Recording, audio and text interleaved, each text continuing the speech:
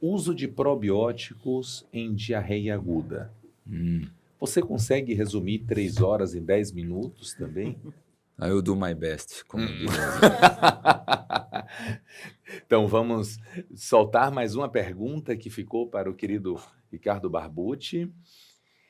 Diarreia aguda, o racional para o uso de probióticos, querido Barbucci. Então vamos lá. Quando a gente fala de diarreia aguda e o papel dos probióticos, é um assunto bastante interessante, já antigo, especialmente mais estudado em crianças do que em adultos, é importante que a gente tenha em mente. Mas quando a gente fala de diarreia, a gente está falando de uma situação em que existe uma alteração do ritmo intestinal habitual, ou aumento do número de dejeções do dia, ou especialmente uma diminuição da consistência fecal. Também existem algumas definições relacionadas com o peso das fezes nas 24 horas, mas a gente acaba não utilizando especialmente em adultos. A gente fala em diarreia aguda quando essa diarreia ela tem menos do que 14 dias, de 14 a 30 dias eu vou falar em diarreia protraída e mais do que 30 dias a diarreia crônica. É importante que a gente também divida essa diarreia aguda em diferentes tipos de apresentação clínica e etiológica. Essa diarreia aguda ela pode ser infecciosa ou não infecciosa, ela pode ser aquosa ou secretória, quando não tem sangue com as fezes, quando não tem muco, quando a cólica é pequena, quando não há febre. Ela pode ser inflamatória ou disentérica, quando ocorre justamente o oposto. Na diarreia aquosa, normalmente são menos dejeções, mas normalmente em grande quantidade, enquanto que na disentérica a gente vai ter várias dejeções, normalmente em pequena quantidade, puxo, tenesmo, mais chance de ter febre e, consequentemente, também mais dor abdominal, mais cólica. A esteatorreia é um tipo específico de diarreia, mas normalmente associada a quadros crônicos. Essa divisão entre diferentes tempos de diarreia em aguda, protraída e crônica é extremamente importante porque o fator etiológico varia de acordo com o tempo de tratamento. A gente vai ver que a maioria dos quadros de diarreia aguda são infecciosos ou associados a medicamentos, por exemplo. A diarreia protraída vai ganhar muita importância os protozoários como causa, elas principalmente Giardia, ameba e criptosporídeo. E além disso, a gente tem um padrão específico nas diarreias aquosas relacionadas, então, com a secreção de água e eletrólitos, que está diretamente relacionado com a capacidade dos micro-organismos infecciosos produzirem enterotoxinas, que interfere diretamente na produção de MP ciclo, de MP cíclico, que abre os canais de cloro, promovendo, então, secreção de água e eletrólitos, o que causa, então, a diarreia, e que é responsável pelas principais complicações da diarreia aguda, a desidratação, a insuficiência renal e desequilíbrio eletrolítico. Das causas infecciosas, o destaque ainda são para os vírus, mesmo em adultos, rotavírus e norovírus são as causas principais de diarreia aguda em adultos e crianças. Algumas bactérias também podem dar diarreia aguda em situações específicas, sejam bactérias invasoras ou não invasoras. Nas causas secretores, a maioria das vezes são não invasoras. Nas causas disentéricas, a gente tem as bactérias invasoras e protozoários como a ameba como causas principais. Raramente parasitas dão diarreia aguda, mas do ponto de vista de classificação, protozoários podem ser causadores de diarreia aguda, mas como já falei anteriormente, a maioria das vezes o quadro é um pouco mais protraído, um pouco mais prolongado, eventualmente se cronificando em algumas situações específicas. A etiologia da diarreia deve ser pensada de acordo com os fatores de risco que o paciente foi exposto para o desenvolvimento dessa diarreia. Então, cada micro-organismo tem um fator de risco específico para ser transmitido e é importante que vocês tenham em mente nesse quadrinho aqui, nesses quadrinhos que eu estou apresentando para isso. Existem, entretanto, causas não infecciosas de diarreia aguda, que passam, então, por intolerâncias alimentares, por exemplo, processos alérgicos agudos e, eventualmente, até o uso de medicamentos que podem levar à diarreia. Lembrando que todo laxante dá diarreia, às vezes a gente esquece de perguntar isso para os nossos pacientes. Vários medicamentos, inclusive, que não são de ação do gastroenterologista, como antiarrítmicos, por exemplo, anti-inflamatórios, alguns medicamentos como a carbose podem levar a má absorção, e lembrar da colite pseudomembranosa com uma causa de diarreia aguda associada ao uso de medicamentos, no caso antibióticos. Ainda hoje, a diarreia aguda é um problema de saúde bastante importante, especialmente em países subdesenvolvidos. É importante a gente mencionar que a diarreia aguda faz com que o paciente não vá trabalhar, não produza, existem gastos relacionados com o seu tratamento e com as complicações da diarreia aguda, o que impacta, então, em gastos pessoais, governamentais bastante importantes. E, além disso, isso pode ser um importante prejuízo para a qualidade de vida. Imagine o Dr. Fábio nas suas andanças por resorts de várias regiões do planeta, pegando uma diarreia em Cancún, com certeza ele vai aproveitar muito menos a viagem de férias dele, né? E é importante que a gente tenha em mente que essas diarreias agudas, quanto mais extensas, mais chance de complicações a gente pode ter, né? A gente não pensa nisso, mas, primeiro, desidratação, insuficiência renal, distúrbios eletrolíticos, arritmias pode acontecer, mas também, por exemplo, a gente pode ter síndromes funcionais pós-infecciosas, a doutora Maria do Carmo mencionou, né?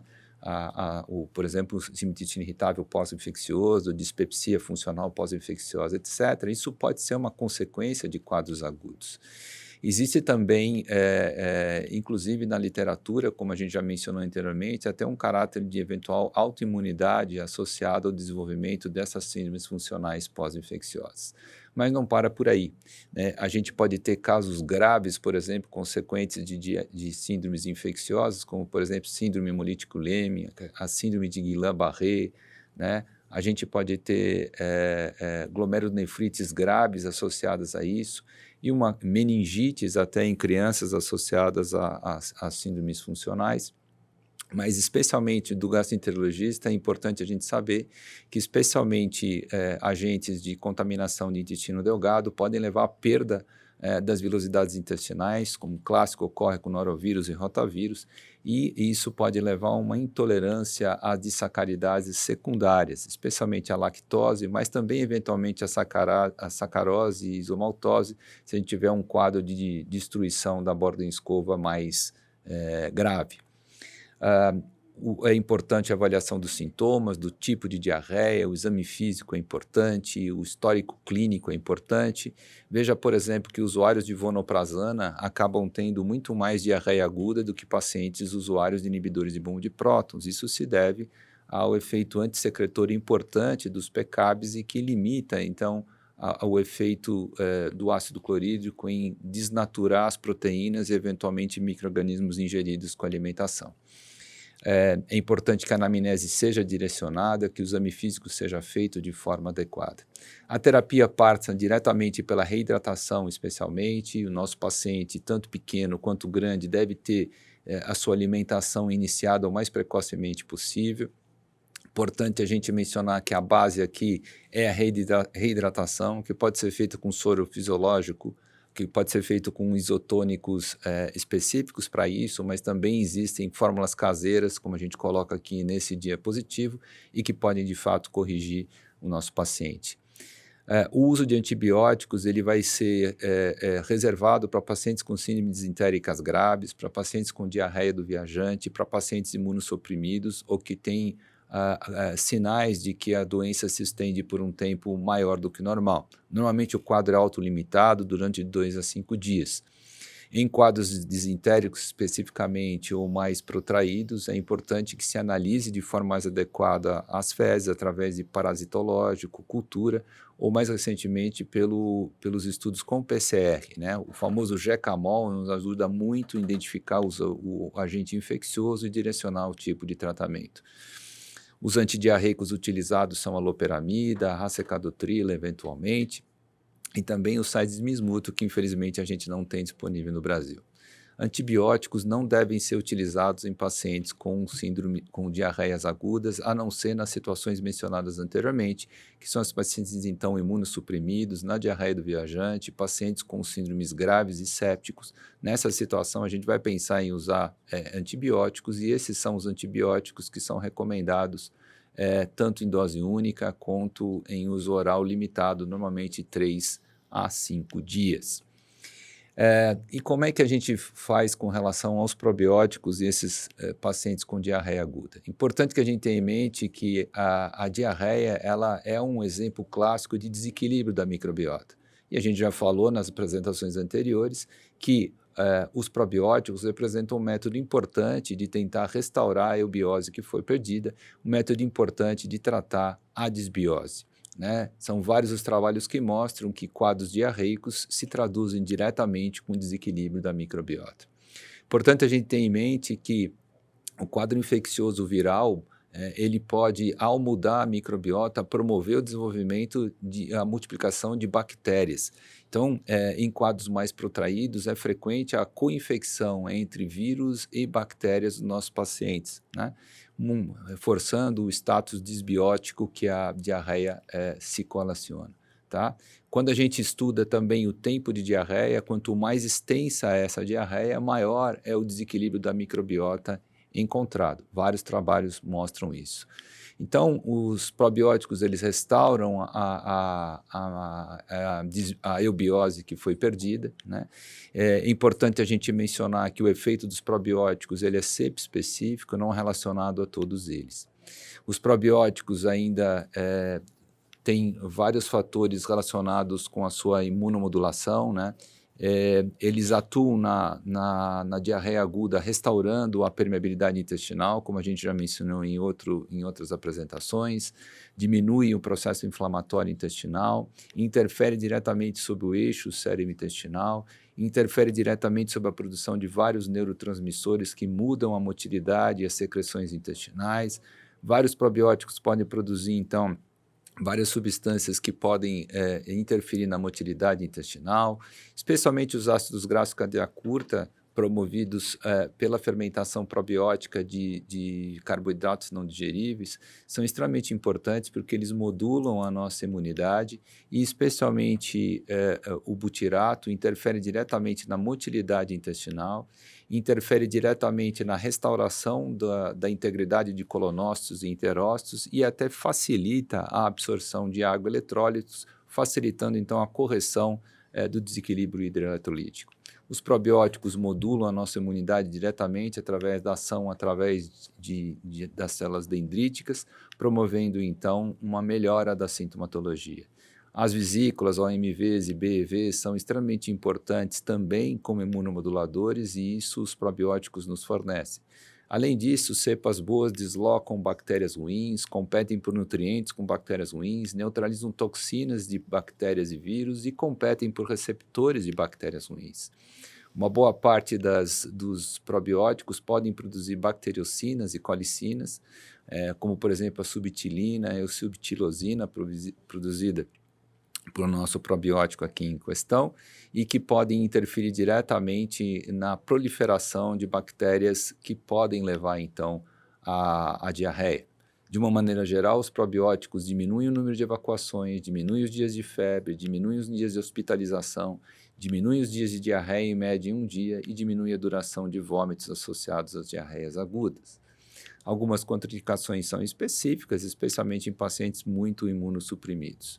O Bacillus subtilis HU58, ele tem bastante evidência para ser usada, por exemplo, para essa indicação clínica, e isso é graças especialmente à sua capacidade de promover a formação de biofilmes. Os biofilmes são extremamente importantes porque facilitam a ação dos probióticos, né? O biofilme, ele representa, ele permite uma colonização mais duradoura da cepa probiótica suplementada, melhora a produção de ácidos graxos de cadeia curta e facilita, inclusive, a recuperação epitelial lesada pelo agente infeccioso, né? Então, a formação de biofilmes é essencial para a eficácia do probiótico, especialmente para essa indicação nas diarreias agudas. O Bacillus subtilis, por exemplo, HU58, é um probiótico que tem indicação para essa situação clínica específica. Ele tem um efeito imunomodulador bastante importante, como a gente vê aqui, interferindo diretamente na produção de TNF-alfa e interleucina 6. Trabalhos mostram claramente uma diminuição de tempo de diarreia e melhora da consistência fecal com a suplementação com esse probiótico específico, inclusive nas diarreias associadas a antibióticos. Concluindo, então, a nossa apresentação, professor Fábio, As síndromes diarreicas são bastante frequentes e podem levar a vários tipos de complicações digestivas e digestivas. Seu tratamento tem como base diminuir, né, o número de ejeções, melhorar a consistência fecal e assim diminuir as complicações associadas a essa doença. A abordagem inicial é sem dúvida a hidratação é o principal problema, a correção dos distúrbios eletrolíticos, mas vários probióticos, né, têm sido estudados para essa indicação específica e podem sim serem úteis, como a gente já mencionou nos slides anteriores, através de vários mecanismos, tentando diminuir o tempo de diarreia, e isso faz com que a gente tenha uma diminuição das complicações associadas e uma diminuição dos gastos envolvidos diretos e indiretos com menos tempo de diarreia, além de melhorar sobremaneira a qualidade de vida, especialmente nos quadros de diarreia do viajante. É isso aí. Perfeito, querido Barbucci. Está vendo que um palmeirense pode ter uma relação tão harmônica com um corintiano? A gente pode resolver uma apresentação tão abrangente em um tempo tão curto. Você não precisa talvez estar tão estressado comigo assim. Não, jamais, professor. Muito obrigado. Jamais. Querido. Carla, você tem alguma pergunta da nossa plataforma? A plataforma está fervendo aqui, mas tem o Giovanni Santos, professor, pergunta. Bom dia, professor.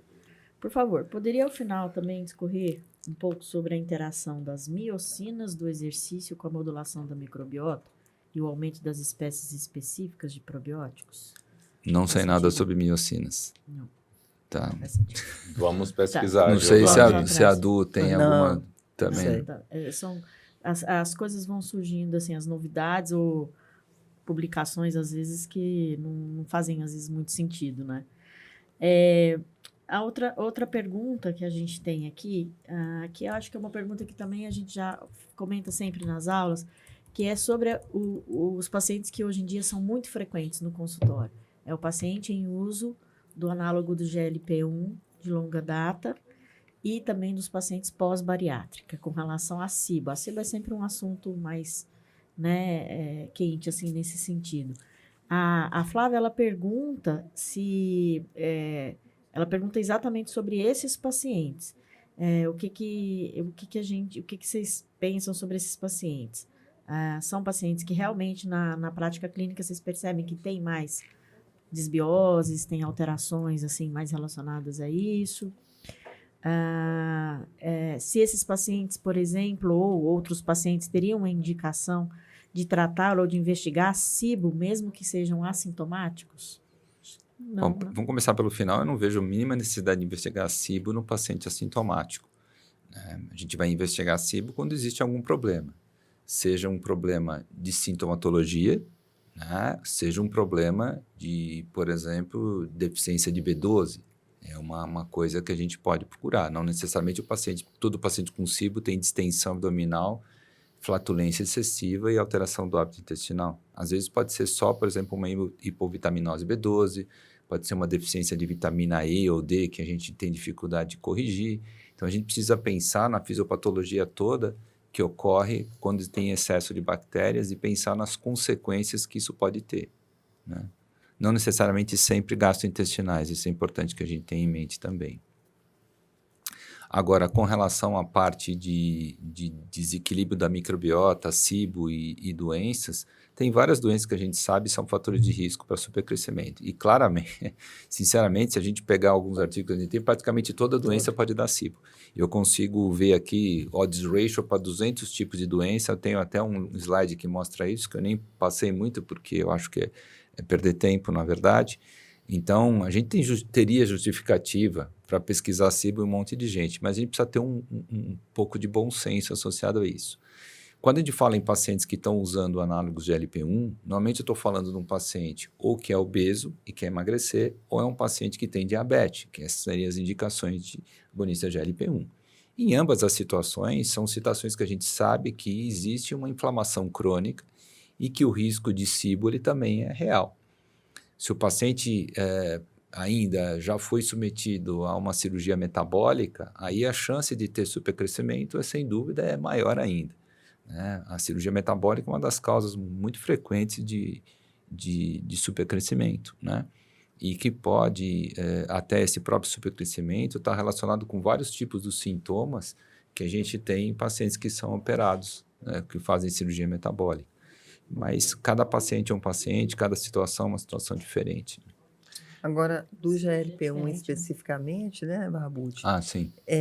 Ele, por exemplo, vamos colocar uma pessoa com sobrepeso, que de repente não tem uma desbiose, ele vai tomar uma droga com todas as qualidades e eficácia, mas que vai reduzir o tempo de esvaziamento gástrico, vai fazer um maior relaxamento no corpo do estômago e, consequentemente, piora refluxo, que pode ter diarreia associada e pode ter constipação associada, condições essas que propiciam também o supercrescimento.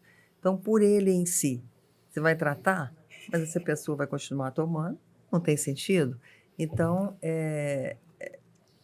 se a pessoa está tomando e está com uma constipação importante, uma diarreia muito importante, náusea, vômito, enfim, os efeitos colaterais comuns, frequentes para nós da gastroenterologia, né? Às vezes o endócrino não vê, o nutrólogo não vê, mas cai exatamente com essas queixas para a gente. Tem todo um racional no GLP-1. Eu acho que a gente tem que conversar e ter outra abordagem para o paciente. Se for imprescindível, nós vamos tratar o sintoma e não o supercrescimento, porque ele vai continuar, visto que a droga vai ser mantida. Ou então, existe a possibilidade de você trocar de medicamento. Não, né? sim. Os análogos GLP-1 e GIP já têm um efeito nauseante menor. Isso Nauseante, pelos sim. efeitos central, né? Isso a gente vê claramente, né? Então, eles são um pouquinho, são um pouco mais bem tolerados, né? Mas vai se depender dos altera, sintomas, né? altera a motilidade, e o GLP-1 faz isso, a gente sabe. Poderia alterar, inclusive, a secreção ácido péptica, tá? Então, é outro motivo para causar supercrescimento, porque a gente produz GLP-1 quando o duodeno distende, quando o ácido chega no duodeno, fisiologicamente. E isso, o GLP-1 faz parte lembra das enterogastronas, né? E que tem duas funções, retardar o esvaziamento gástrico, né? E diminuir a secreção ácido péptica. E a outra pergunta, mais especificamente agora sobre a última aula, quanto tempo usar o Bacillus subtilis na diarreia aguda, na diarreia pós-antibiótico, por exemplo? Primeira coisa com relação à suplementação de probióticos em diarreia aguda é que quanto mais precoce a suplementação, melhores são os resultados, tá? Então, começou a ter diarreia, já começa a tomar o probiótico. Normalmente, a gente vai utilizar pelo menos enquanto o paciente tiver diarreia, mas eu acho interessante manter a suplementação por pelo menos 7 a 14 dias após terminado o quadro diarreico, especialmente se ele durou um pouco mais, especialmente se o paciente teve uma diarreia um pouco mais profusa. Perfeito. Nossa gratidão. Estamos com cerca de 300 colegas conectados de todo o Brasil durante toda essa manhã. A gratidão a vocês e convidando para fazerem parte da nossa grande campanha Pode Ser SI. Nós temos uma plataforma que é o Workshop SI, com mais de 23 horas, todo esse time aqui reunido lá de forma gratuita para que vocês possam navegar sobre a síndrome do intestino irritável e a interface com as outras patologias. Um projeto que nos preenche de total orgulho que a gente está fazendo isso para que haja uma mudança no conceito de acolher, de conduzir, de tratar e direcionar aquele paciente que tanto precisa, muitas vezes não está no olhar nosso, da sociedade, no olhar da política pública, e essa ação todo esse time espera abraçar todo o Brasil. Direcione seu paciente para o portal Pode Ser SI, convide os colegas que aí tenham na sua cidade para que possam fazer parte também desse workshop. É totalmente gratuito. Você pode escrever pelas nossas redes sociais e você vai estar junto conosco nessa nova bandeira.